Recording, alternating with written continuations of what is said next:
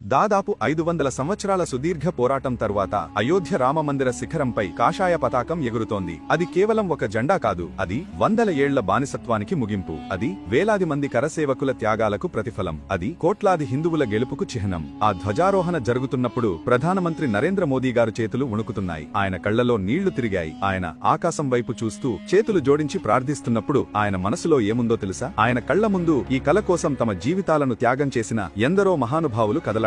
ఎన్నో ఏళ్లపాటు న్యాయం కోసం పోరాడిన నాయకులు, ప్రాణాలకు తెగించి అయోధ్యకు వచ్చిన కరసేవకులు, అవమానాలు భరించి దెబ్బలు తిని ప్రాణాలర్పించిన ప్రతి ఒక్కరి ముఖం ఆయనకు గుర్తుకొచ్చింది. ఆయన చూస్తున్నది కేవలం భవిష్యత్తును కాదు, 500 ఏళ్ల గతాన్ని కూడా. ఆ ఒక్క క్షణంలో ఆ పోరాటమంతా ఆయన కళ్ల ముందు ఒక సినిమా రీలులా తిరిగింది. అందుకే ఆయన కేవలం ఒక ప్రధానిలా అక్కడ లేరు. ఆ ఉద్యమంలో ఒక కార్యకర్తగా, ఆ కలను తన గుండెల్లో మోసిన ఒక భక్తుడిగా, ఆ త్యాగాలన్నింటికీ సాక్ష్యంగా ఆ చారిత్రాత్మక క్షణంలో ఆయన భావోద్వేగానికి లోనయ్యారు. ఆ వణుకుతున్న చేతులు, ఆ చెమర్చిన కళ్ళు, ఆ ఒక్క దృశ్యం చాలు శ్రీరాముడి కోసం మనం ఎంతకాలం ఎదురుచూశామో చెప్పడానికి. ఆ ఒక్క క్షణం చాలు ఈ విజయం వెనుక ఎంత నొప్పి, ఎంత త్యాగముందో అర్థం చేసుకోవడానికి. ఈ దృశ్యం చూశాక మీకేమనిపించిందో కింద కామెంట్స్ లో చెప్పండి. జై శ్రీరామ్ అని మనస్ఫూర్తిగా నినదించండి. ఈ వీడియో నచ్చితే లైక్ చేసి ప్రతి హిందువుకి షేర్ చేయండి. జై హింద్.